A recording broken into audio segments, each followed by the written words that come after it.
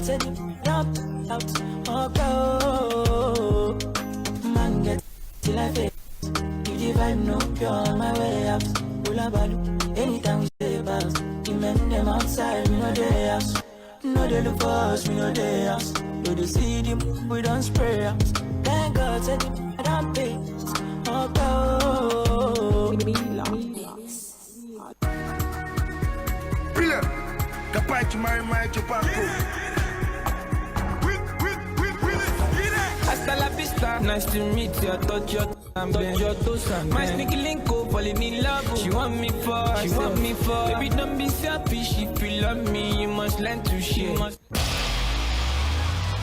Hey there, how is business? Would you like to advertise with us at Mainland 98.3 FM, where you get to connect with a large base of passionate fans and ardent listeners of our broadcast? We have flexible and highly competitive advert rates to suit your needs by negotiation. Contact us today on 0913 6000 420, 0913 6000 420, or send an email to info@mainlandfm.com. Mainland 98.3 FM, the sound of Lagos.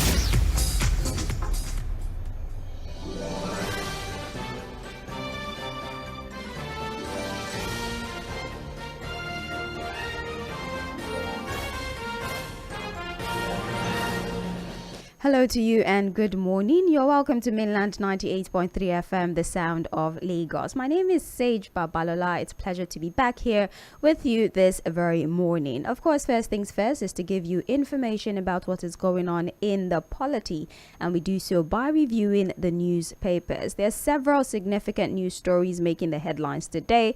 We're going to give you information about what's going on in the political scene. We're also going to talk to you about what's going on in the financial market, amongst other things. But again, all of the information we would be providing to you this morning will be based on reports that have been put together in the different newspapers that we would be analyzing this very morning. This is Trends in the Papers on Mainland 98.3 FM. My name again is Sage Babalola, and you are definitely listening to Mainland 98.3 FM. Now, for analysis, I am already joined this morning by Fuhad, Saheed, and together we would be looking at these stories. I'm giving you more in-depth knowledge, providing in-depth analysis to these stories, and it would be great for you to go with us as we review all the papers we already have right here. The Punch newspaper, Guardian, The Nation, and finally, last but not least, Vanguard newspaper. Thank you once again for joining us, and let's say our hellos to Fuad. Fuad, good morning to you. Thank you for being here. Yeah, good morning, Sage. How are you doing? I'm very well, thank you. All right, so let's begin with the Punch newspaper. The major story, we're having a conversation about the ministerial list, the most anticipated list of the year, if you permit me to say. Nigerians demand reform as Tinubu submits ministerial list. Riders to this story, technocrats set to dominate list. Tinubu sought prayers to make right choice, says the Senate leader. NBA tax appointees on security. APC elders fume over Jonathan's move to pick Bayelsa candidate. All right, let's look at the story. Nigerians have demanded economic growth as President Bola Tinubu is expected to submit the much-awaited ministerial list to the National Assembly in the next 24 hours for screening. A presidential aide who demanded anonymity in a chat with The Punch on Tuesday said the president stretched the submission of the list to the last days to ensure that the list was inclusive and reflective of what was best for the country. Now, said list is expected to be a mixture of technocrats and tested politicians. It would have more technocrats that would help to drive the president's renewed hope agenda for the next 4 years. Now, there's also something about this going on in Bayelsa State. Now, some stakeholders in All Progressives Congress in Bayelsa State have kicked against the alleged desperate attempt by former President Goodluck Jonathan to nominate the person for the state ministerial slot in Tinubu's cabinet. So let's take this one after the other. That's why it's important to read the body of his story before just concluding. So the list isn't out yet for Fuhad, but there's anticipation that in the next 24 hours, the ministerial list will be out, and expectations are that the list will be dominated by technocrats and tested politicians who have a great antecedent. And in Bayelsa State, there's apparently a plot by former President Goodluck Jonathan to nominate somebody that would occupy the slot meant for the APC faction in Bayelsa State. So if you would like to give us your perspective on the two different aspects of the story. Well, on the awaited ministerial list, hopefully we'll have a list tomorrow. I think it has to be tomorrow because I expect the president to obey what the Constitution says. 60 will last this week. And the reason why tomorrow is supposed to be the day for us to get this list, I think the majority leader of the House has said that the president will be submitting this list and we should have a list by tomorrow. Yeah. Is that there's no plenary on Friday. So the last day of sitting in the week for the Senate is Thursday. So I'm sure that would have a list. Hopefully maybe by the close of business today, first thing tomorrow morning up, maybe by the time we'll wake up on Friday, we'll have enough to talk about. We'll have a list to work with as far as ministers are concerned. Again, there have been questions as to why the president has waited this long to be able to submit his list. He was elected, for God's sake, February 25. He was declared winner in February. And one would expect that, he would have been able to do that. But again, the reality is that, look, national politics is a different settle of things. It's different from state politics, where he has dominated Lagos, for example, decides whether, the institution of body law decides everything, But, of course, this is national politics, and it's a different game entirely. On the issue of Bayelsa, again, when people ask us questions as to how difficult it is for the president in Nigeria to choose a minister, that's one example. Because from each state of the federation, the constitution is clear. We are supposed to have ministers from the 36 states of the federation, and then 6 from the G6 geopolitical zone. We're expecting to have a 42-man list eventually as ministers now. And the reality is that from each state of the federation, there are power brokers, there are political influencers, decision makers who would want to be a part of who becomes minister from that state. You understand what I'm saying? And there's no way the president would not want to listen to them because, again, this is about political consolidation. This is about political patronage. This is about political influence.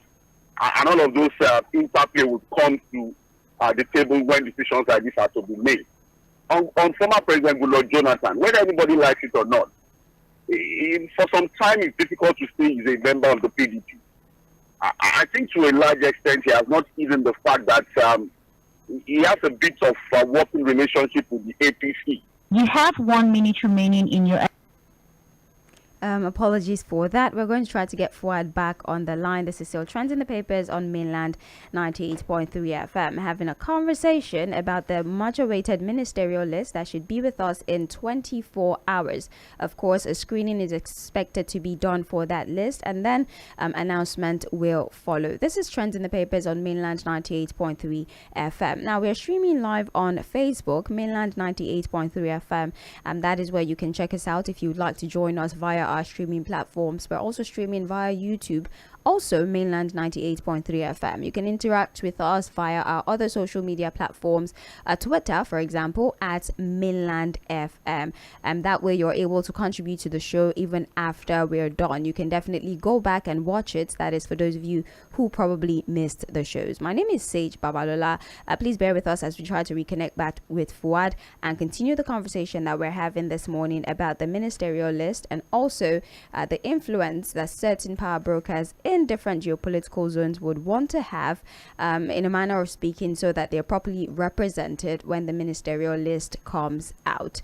Mainland 98.3 FM is still the station you're listening to. All right, let's just progress whilst we're still trying to get back to Fuhad. Now let's talk about what is going on with Godwin Emefiele and also the outcome of the court proceeding. The headline here on the front page of the Punch report: lawyers condemn DSS warders clash as families protest rearrest. That is the headline. Emefiele, lawyers condemn DSS, warders clash as families protest rearrest. Now we have here the story. Condemnation has trailed the conduct of the Department of State Services at the Federal High Court in Lagos on Tuesday during the court appearance of the suspended governor of the Central Bank of Nigeria, Godwin Emefiele. I think we have Fuhad back now. Hello. Yes, I'm with you, Saheed. All right, Fuhad, would you please conclude on the ministerial list so we can move to the next story? So, like I was saying, I'm not surprised that, Goodluck Jonathan is in the mix as to who becomes minister from Bayelsa State. The reality is that he may not have officially declared for the APC as a member of the APC, but I think he has always had a working relationship with that party. Right from the last governorship election in Bayelsa State, even to the presidential election, he was nowhere near the Atiku campaign. He was nowhere near anything the PDP was doing. So, again, this is about interest, it's about influence. Unfortunately, our ministerial positions in Nigeria have become somewhat, a situation of political settlement, where politicians use it to settle themselves and all of that. So, again, I think we just have to wait till Friday, or hopefully maybe tomorrow or Friday, for us to have a list to work with. And from that list, we can probably, speculate as to who actually influenced, who becomes what eventually as ministers of the country. Right. Thank you very much, Fuad. So we had already started to talk about what's going on with Emefiele and what happened at the court. Yes, a very, very funny story. I mean, the images here of the scuffle has to be image of the year for me as far as I'm concerned, except something more embarrassing happens tomorrow. But anyways, I was already going through the story. Now we're talking about how the condemnation has trailed the conduct of the Department of State Services at the Federal High Court in Lagos on Tuesday during the court appearance of the suspended governor of the Central Bank of Nigeria, Godwin Emefiele. Now, the DSS took Emefiele before the court for arraignment on Tuesday, but rearrested and whisked him away, despite the court granting him bail and ordering that he should be remanded at Ikoyi facility of the Nigeria Correctional Services. Now, he was to be rearrested by the DSS, and the situation angered Emefiele's family members, who accused the DSS of acting lawlessly and disrespecting the court. So here in the report, there's many perspectives by different individuals, legal luminaries, stakeholders, and security agencies talking about the arrant misconduct that happened yesterday. So we had officials of the DSS and officials of the correctional facility at Ikoyi pretty much struggling as to who would claim possession of Emefiele. Fuad, I know men fight for women, but I've never in my life seen where security agencies are fighting for an individual. For a suspect. Is this contempt of court, Fuad? Would we say the DSS is acting in contempt of court? Wait. Let's first address your analogy that you see men fight for women, but you see women fight for men too, right? I've not seen it. It's a lie. It's a lie. Okay, but you have now seen security operatives fighting for a suspect, right? To take custody of a suspect. It's the first time. It's the first time. Okay, and I want to tell you that look, suspect past suspect. Emefiele is a VIP suspect. If you understand what it means to be a VIP suspect. Right.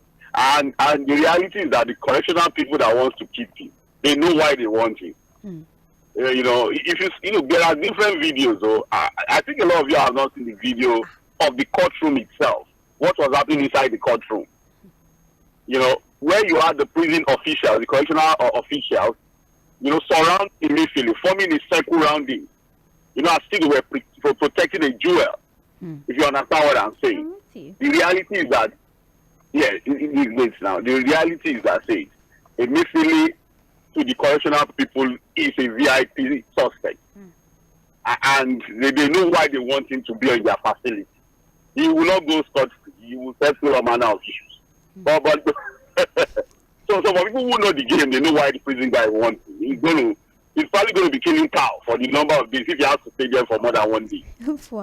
Killing cow, helping to stop down people. You see I remember when the former chief body judge was there, he said he was doing all manner of things at the prison service there. But let's go straight to the issue of the show of shame that we saw yesterday at the Federal High Court, Lagos. Stage. completely embarrassing. And, there are about 4 issues that have come up from what we saw yesterday. The first issue is that, look, we still need to question the constitutional role of the DSS, the State Security Service. It is important because now they seem to be everywhere and anywhere and involved in almost everything. Right. Honestly, while growing up as a very young journalist, I would say that it was extremely difficult for me to even find the name of the DSS reported in the newspapers, even though they were performing their duties, because duties are supposed to be more of intelligence gathering. Domestic crimes, I agree, but they're supposed to be doing more of covert operations.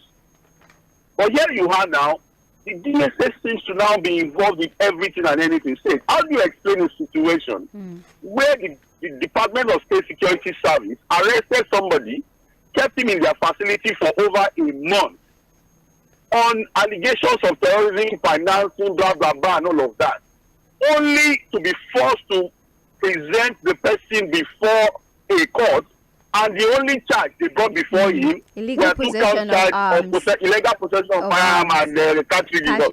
It is ridiculous. Right. We've also always questioned the idea of arresting before investigating. You arrest and then you are now looking for evidences.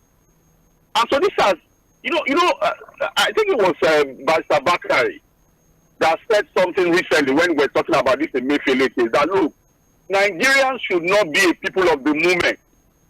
In everything we do, if we say we are a country governed by law and we respect the rule of law, Godwin Emefiele, the CBN governor, has constitutional rights that must be protected, no matter what anybody feels about it. Because we have to be careful with the kind of precedents we lay. It is Emefiele today, it can be someone else tomorrow. Yes, a lot of people may have issues with some of his policies and decisions, on the Naira redesign policy and all of that. But that is not the case now. No matter what, with jurisdiction, granted him bail because the 2 charges against Emefiele they are available. It is not treason. You are not charging him for treason. It's not for murder. Once you came up with the legal possession of, in fact, they described the gun. They said the gun is one of those gun of I think it's shotgun. Yeah, it was a shotgun. So that is bailable now. That one is but look, no judge will deny bail on that kind of charge. And then he was granted bail in the sum of 20 million. I remember when the news broke, one of my guys was telling me in the office that he's sure that if they start to make in his pocket, they'll get 20 million a day.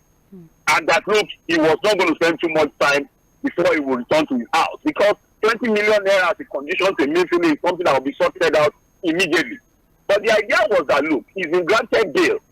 The judge has said that, look, here are the Kogi prison facility, correctional facility, until you meet your bail conditions.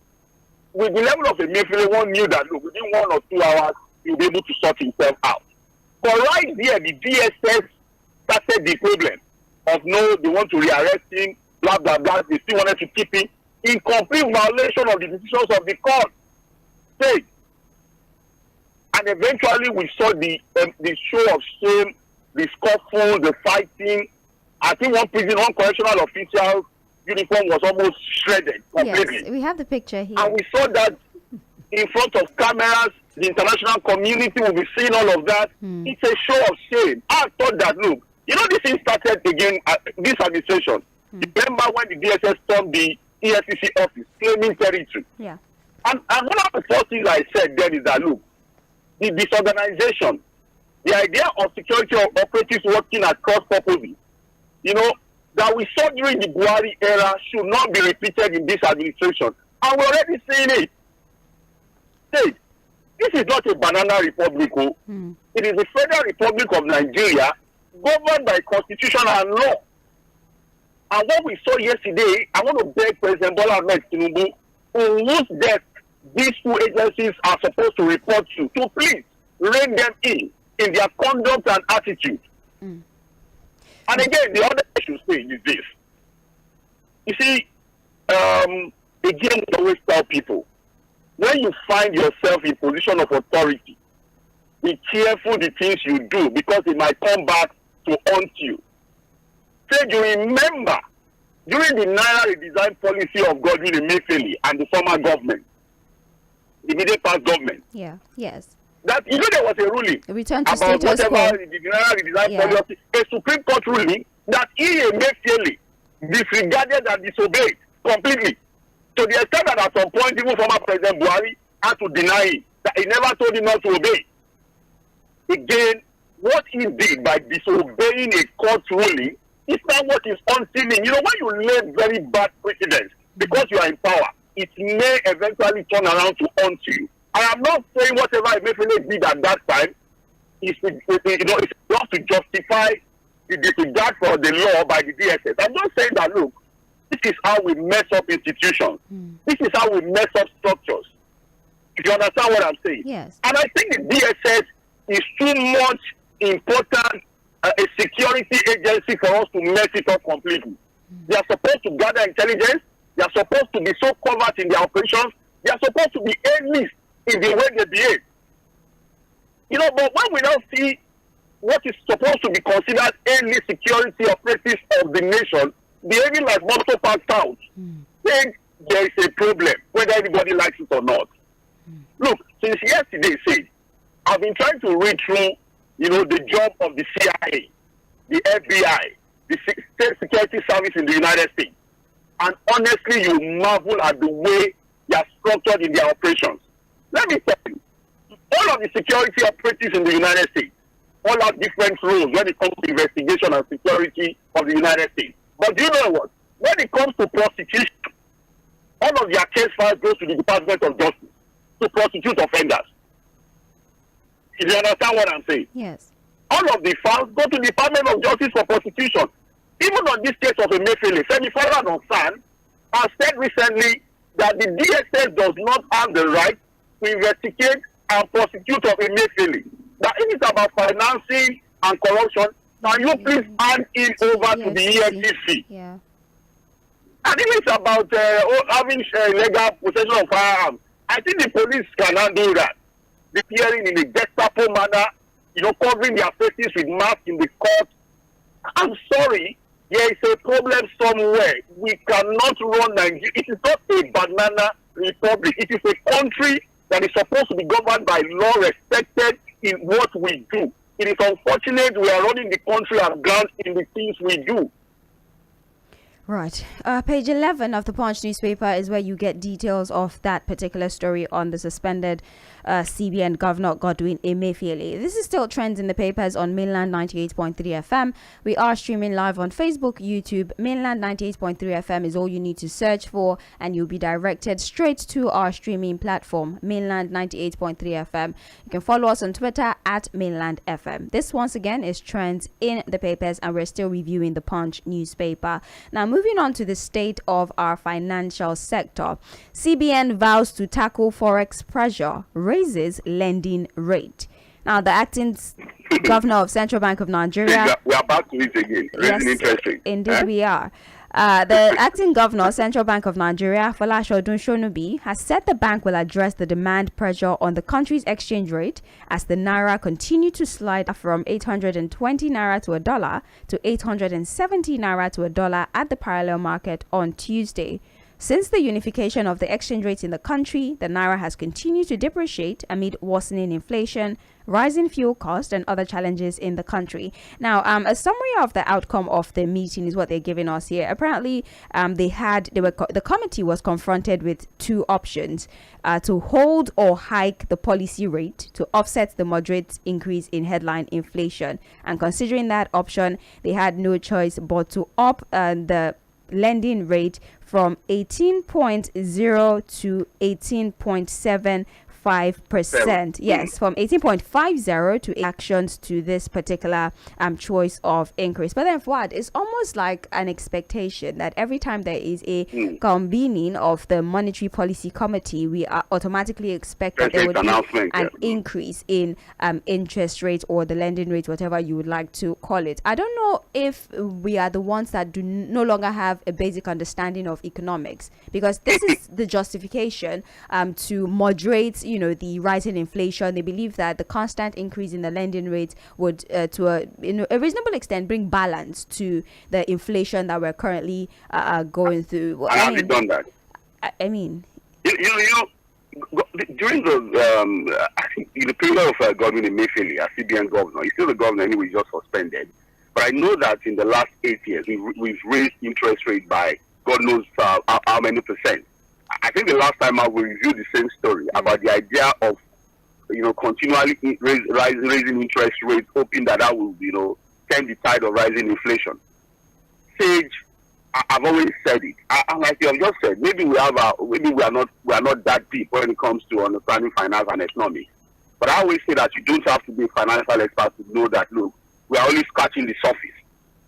No singular monetary or fiscal policy will turn the tide of inflation if we don't do the right thing. And unfortunately, we are not doing those things. What we are just doing is to what I call a knee-jerk approach, scratching the surface. And we continue to raise the interest rates, and it has not turned the tide of inflation because the indices to tackle rising inflation has not been addressed. It is not being addressed. Hey. And so what it means again is that at another meeting, we'll also get an announcement. It's now 18.7. Most likely, at the next meeting, it's going to go to 19 point something percent. It is just simple. There are different dimensions to tackling inflation in an economy of that of Nigeria. Different dimensions, there are different indices to consider. Every day we continue to increase the interest rate, hoping that singular policy will stay. It is not going to happen. We are not producing, and the agricultural sector is not booming. There's no boom from that sector. Up till now, we are still not earning enough from forex. So a lot of things come to, there's an interplay of several issues and indices for us to really work at stemming the tide of rising inflation. And until we do that, what we are simply going to be doing is to approach these issues with this knee-jerk, system that is not going to solve any problem. I'm not surprised when I got the announcement yesterday, but I do know that we're probably going to continue to raise it, hoping that, it will stabilize it. It's not going to stabilize it because other issues are supposed to work, and all those decisions are not being addressed. Well, they somehow don't agree with you because he says, and I'm talking about Folash Odushonubi, the acting CBN governor, says members unanimously agreed that the previous series of rate hikes had indeed greatly moderated the pace of price increases. And that's what he said. So they kind of believe that the increases that have been done so far have actually been helpful. So I don't know. Yeah, it has been moderating the prices. So like I said, I really don't know. But then other financial experts here have said to increase it, right? Probably because other financial experts here have said that if unchecked, this could lead to another form of economic quagmire. I'm talking about the continued increase in the lending rates. That this could lead to another economic quagmire as higher rates slow down productive activities. So it's a lot of financial experts that don't necessarily agree with the perspective of the MPC at this time to continue to increase the interest rates, but they're quite confident that the continued increase is going to cause some sort of stability and also help to moderate the inflation that we're currently going through. So should we just hope that their plan might work in the long run? Go check out the lending rates in the average commercial banks out there. It's well over 25%. And how would businesses borrow at that rate? Really, how would any serious business person or business, and whether you like it or not, businesses are supposed to have access to loans. In fact, the economies that try, what they try to do is to ensure that businesses have access to loans at single digits. So when you continue to have, you continue to raise the lending rate, hoping that you're going to stem the tide of rising inflation, automatically go check the commercial bank lending rate. You understand what I'm saying? Page 17 of the Punch. Yes. For the economies that are saying that we're running into an economic quagmire, we're already in the quagmire. It's to get out of it that we're talking about now. Wow.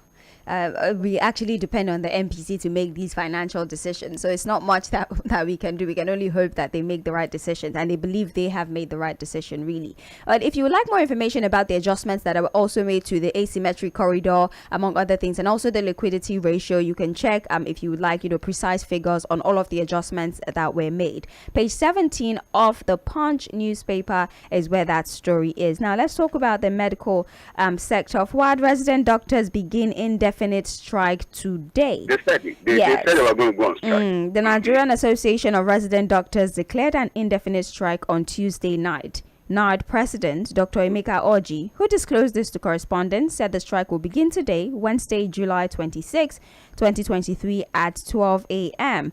The very important part of our demand is, I'm reading out to you the demands of the resident doctors, by the way. The very important part of our demand is 1-for-1 replacement.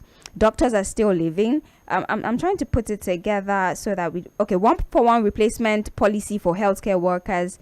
The Medical and Dental Council of Nigeria should discontinue the downgrading of membership certificates issued by West African postgraduate medical and surgical colleges, the immediate payment of all salary arrears, the implementation of the consolidated medical salary structure, a new hazard allowance, and domestication of Medical Residency Training Act, amongst others. So that's some of the list of demands by the resident doctors. Forward, I don't know what exactly do we need to do to the health sector, especially when it comes to the welfare of these doctors in the face of the large number of medical practitioners that have left the country. I think patient to doctor ratio is now 1 to 1,000. I think that's the ratio at this time. 1,000 patients to 1 doctor is the ratio at this time. Fuad, what is the way out, really? The Speaker of the House of Representatives, Honorable Tajudeen Abbas, met with these resident doctors, pleading for time. That look, this is a new government. They should reconsider their decisions to go on strike, and they told him to point blank that look, government is a continuum. Whatever demand they are putting on the table is not a new demand. If you remember, Sage, even before the inauguration of this president, the resident doctors had been issuing these statements and been making these demands. Yeah. And at that time, when we reviewed the story, I said that look, they were probably just putting it as an agenda for the president to quickly attend to. If you understand what I'm saying. Yeah. And so I thought in their mind, if the president can hit the ground running by removing subsidy, he should also hit the ground running by answering to the demands of the resident doctors. But nothing has been heard. The only thing we heard was that, look, the speaker, and I said it yesterday or on Monday, that in what capacity is the speaker meeting with the resident doctors? As the Minister of Labour or the Minister of Health? Again, the reason why a lot of Nigerians were saying that, look, we should have gotten the list of cabinet ministers of the president earlier than now. Because probably if there was a minister for health, the resident doctors would be speaking with him. The same thing is happening to Labour now. Whatever discussion they are having now, it's probably almost unofficial because we don't really have people in capacity who are supposed to really hold this discussion. Now, it's unfortunate because again, these doctors are now on strike. I'm sure if you go to Lutz and some other federal hospitals now, most of the hospitals now, because the resident doctors are actually the ones residents in the hospital. They are there every day. They are not visiting doctors, and that's why they are very important, to the functions, to the running of our hospitals. So what it means now is that people who have appointment with their doctors will be cancelled. A lot of people will probably have to take their patients away from the hospitals to patronize private hospitals. For those doctors who are supposed to perform surgery, a medical procedure on patients, all of that is melted down. It's going to throw our health system into complete confusion. And I think the president needs to quickly do something. He needs to attend to these demands. If he cannot meet all of them, it can be a gradual process. But again, these are these demands again are going to change because of the current realities of Nigeria. Price of fuel has gone up, living standards have gone up. I'm probably sure that look, they are also going to be demanding salary raise. I think they are demanding for almost 100% raise in their salaries. That was why we said that look, the issue of subsidy removal and economic policies of government should be methodical. And these are the kinds of confusion we are going to see. The Labour is also threatening their own strike. After it's not completely off the table, they are also making their own demands. Several other unions and organized labor are also making demands. a lot of pressure on the government, and there are people who have said that, look, this government should not have come in and put this kind of pressure on itself. It was supposed to have come in, settle down a bit, win the people to his side, and then approach taking decisions like this more methodical and logical. But again, this is the situation we have now. Unfortunately, our residents, doctors are on strike. Another problem for the nation. Yeah, well, it's still till 12 a.m. So hopefully before the time for them to start begins, they can. I doubt it, but I'm just trying to be hopeful. Is it not I mean, we still have a few hours. Oh, that's true. 12 a.m. Oh my God. Started, I was thinking 12 a.m. Well, the doctors are on strike. Wow. You don't want them to go on strike. I understand, but I mean, it is what it is. It is what it is. Okay, page 12 of the Punch newspaper. Moving quickly now. Adamu Omishore met Tinubu for reconciliation, says APC chieftains. Now, President Bola Tinubu on Tuesday received in audience the immediate past national chairman and secretary of the ruling All Progressives Congress, Senators Abdullahi Adamu and Iyola Omishore, at the Aso Rock Presidential Villa in Abuja. The meeting comes a week after Adamu and Omishore reportedly resigned their positions ahead of the scheduled National Caucus and National Executive Council meeting. Adamu and Omishore went to the villa to thank the president for the opportunity given to them to serve the party. This shows that they are good party men. They resign their position does not mean that they are no longer members of the party. It would have been a problem if they had visited the People's Democratic Party or Atiku Abubakar. That would have been a clear case of anti-party activity. This is a statement by Garos Gololo, who is a former member of the APC Board of Trustees. So the visit by Adamu and Omishore, who resigned their positions for many reasons that it's quite difficult to pinpoint what reason, because nobody has given us any valid explanation as to why they resigned. But there's been lots of speculations. They visited the president, and we're being told that the visit is just to show appreciation for the opportunity that has been given to them to serve, and nothing more. Doesn't mean that they're on bad terms with these individuals. Do you want to comment on that? Hello? Hello? Yes. Yeah, can you hear me? Yes, I'm with you. Do you want to comment on that? Well, the former chairman of the party, when he resigned with the secretary, Senator Yola Omishore, I said that, look, they were not going to make statements until the president returned from Kenya, from the visit to Kenya. I think what he did basically yesterday, it was a closed-door meeting. Basically was to meet with the president and explain a few things to them. The allegations against them basically had been on how they've been managing the funds of the party. Yes. And that the fact that, at their level of leadership of the party, both of them have not been accountable to other National Working Committee members.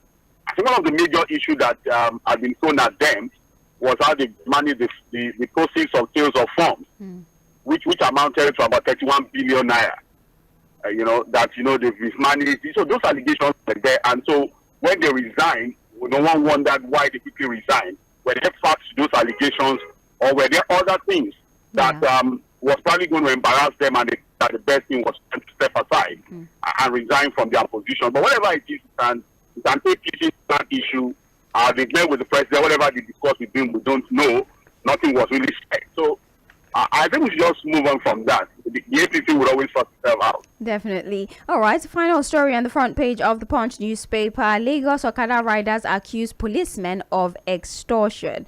I mean, this is not... Are there still Okada riders in Lagos? I mean, well, some commercial motorcyclists have accused men of the Lagos State Police Command of extortion. They claim that the policemen attached to the Afonka Police Station, Shasha, and Moshalashi Police Station along Ayobo Road in Alimosho local government area of the state were fond of impounding their motorcycles despite not plowing the routes prohibited by the state government. I think it's 10 local government areas where the ban is effective in Lagos State. So they're accusing policemen of it was. So they're accusing policemen of extorting them, impounding their motorcycles and getting yes. I mean, that's not. Because I know some inner areas of I think around that Alimosho area that the ban does not affect. But again, we can only appeal to our policemen. Again, we should not forget. Whatever brought up the NSAS conversation at that time was this harassment from police officers. Right. I want to think that the recent discipline of police officers, demotion, dismissal would at least serve as a form of, deterrence. But, we can only appeal to our police officers to please. Again, the mood of the nation is so bad. Around Kwame, yes, now I think the police must not add it must not infuriate the people the more by their activities and actions. Right. People are not happy. And, for some of these Okada riders, if it is true that they are not on those routes that have been banned by the state government, in the approach of police and all of that, there should be some level of decorum and not exploit them the more. These are people struggling to survive. Right. Well, we're moving now to the Guardian newspaper. It's trends in the papers on mainland 98.3 FM. My name is Sage Babalola, and of course, Fuhad Saheed is here. And together, we are looking through the stories on the front pages of our dailies. We just got done with the Punch newspaper, and now we're about to segue to the Guardian newspaper. The top story already reviewed, fortunately. CBN on new route to inflation control raises interest on bank deposits. We've already spoken about that from 18.50% to 18.75%. Also an adjustment of the asymmetric corridor and the liquidity ratio as well. Also here, DSS clashes with NCOS, rearrest Emefiele despite bail. Also been addressed. The court has granted bail of 20 million naira to Emefiele and also the provision of a surety. But we saw men of DSS and also the correctional facility at Ikoyi pretty much struggling for who will take possession of the suspended CBN governor. Another headline here. Dragging the man around. I think the head of the correctional facility, his uniform was torn completely. That photo is on every newspaper front page. That's why I said it's like the picture of the year. And international media would probably use the same picture. Of course. International media will use the same picture. Most certainly. I mean, they always. If you go out there and you see disregarding us, disrespecting us, you put yourself out for shame and disrespect if you behave this way. Well, we have another one here. Fruits ripening with chemicals partly responsible for untimely death, NAFDAC warns. Let's look at this particular story here. Okay. National Agency for Food and Drug Administration, NAFDAC, has said consumption of fruit ripened with chemicals such as calcium carbide is partly responsible for some cases of premature deaths in the country. The agency therefore said it would intensify raids on sellers of calcium carbide for fruit ripening and affected fruit market. They've already started to plan disciplinary actions, including the arrest of those who are selling the calcium carbide. And they have actually been successful in making certain arrests. Now, aside from the death implication of using chemicals to ripen fruit, I don't know if you remember when the European Union complained that certain food items coming from Nigeria were preserved using pesticides. And because of that, they had to return it back to Nigeria. That's what brought about the conversation of our food products not meeting the global standard of exportation. So it's affecting us here domestically and is also affecting the amount of exports that we're able to make, outside the country. I don't know why we do these things to ourselves, Fuad. Well, my own issue here is does NAFDAC have the personnel, the capacity to stop this? Because again, in areas where these things are preserved, can NAFDAC deploy enough persons to stop these things? It's a different thing to issue statements and say, we're going to stop, we're going to make arrests. Because I know that food is preserved in different parts of the country, in different areas. So the question is, do they have the capacity to go out there and stop people from using these things to ripe fruits and all of that? Do they have the capacity? I doubt it. I think it should now be more about sensitization. Sensitize the people the more, work with people, with farmers, where these things are kept, and all of that, to tell them the dangers of using these things. There was a time they were even using sniper. Yes. Or sniper or something to fight insects from preserved beans and some of these things. And I say, well, how do you put something that is that toxic? You put it in what people are going to eat. And that's why people now advise that, look, if you buy, maybe if it's beans, rice, or anything, make sure you cook it very well, parboil it before you eventually now cook it properly and eat it, because God knows what has been added to it as in the name of being preserving it. Right. But again, it's one of those. I think we should just talk more about it. We can dedicate some programs again to really talk about the dangers of some of these preservatives or this substance I used to ripen fruits and all of that. Right. So I know carbide. You know those things that all these panabitas and all these. Yeah. Calcium carbide it's toxic. It's dangerous to the health. You know, but right. Anyways, that has to find a way around this. They've started making arrests, so we're hopeful that they make reasonable progress. Anyways, page 5 of the Guardian newspaper. Now to page 6. Senate defers ministerial list till Thursday. Urges discourse to allow Nigerians breathe. Writers to this story, Okwayemi list will reach Senate in 48 hours. They are telling discourse to allow Nigerians breathe. Fuhad, just cut these people for some slack for one day. That's let's listen to what they are saying. Let's not pay attention to what they are doing. I wanted to be sure my ears. Okay. Let's hear what they are saying, not what they are doing, okay? But they said this could allow Nigerians breathe, and he's in quotation mark. Anyways, Senate in rowdy session as Oshiomhole apologizes over looting allegation against Night Assembly. Ex-Unilag VC cautions Tinubu, others on long convoys in the midst of hardship.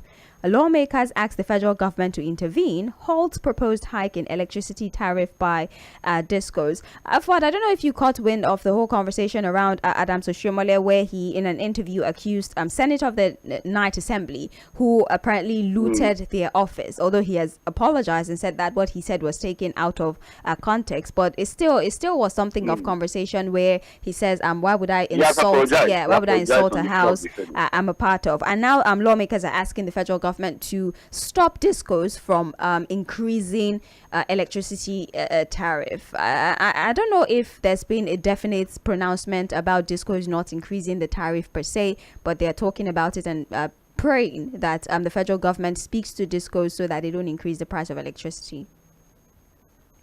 Well, it's good that they're talking about allowing the poor to breathe. And again, starting with the discos, in terms, the discos are still hell bent on raising tariffs. Yeah. They are making all manner of justifications and, putting all manner of arguments out there on the reason why these tariffs have to go up. But again, I'm surprised that the National Assembly is the one now telling. I knew that you talk about it, Fuad. Nah, forgive me, spirits. To allow, because if Nigerians are going to breathe, if poor Nigerians are going to breathe, that's to start with them. Right. And I think they should be telling the president that, not the discos. That's why they said the long convoys is a problem. Like moving around with long convoys and all these allocations is contradictory to what you're saying. We'll take them seriously if we hear from them that the 70 billion they recently got, that they are returning to the National Treasury for something more meaningful. Right. We'll take them serious if they tell us that the 40 billion that was appropriated to them to buy SUVs, they are no longer going to take it. We'll take them serious if they decide to cut down the budget of the National Assembly. We'll take them serious if we begin to see them making reasonable sacrifice in terms of cost of governance. That's the only time I'm going to take them serious. Right. Page 6 of the Guardian newspaper, you find that story. Finally, 15,000 IVF babies delivered in 130 Nigerian clinics since 1989. Okay, we're making a lot of progress in fertility and what have you. Good progress, actually. It's just so unfortunate that, this is the state of the health sector when we have so much potential, so many great things that we can do, and we're losing our best minds to, our countries. Doctors go out there and they show like million stars. Our doctors go out there, go into a proper structure, a proper facility, and they show like a million stars. We don't have a dearth of talent in the medical sector. Yes. Our doctors are fantastic, well trained, very, very talented. They know what they are doing. But the system, go to an average hospital and see the pressure on them. So you have a situation of so much misdiagnosis. When you work under pressure, you are trying to 600% in a day as a doctor. I am not going to just go and do something. So you see cases of yes. Now at the point, look, I'm going into consultation rooms with doctors, and it gets to a particular part of the day. You know that the doctor is tired. You will see this written all over the doctor that this guy is tired.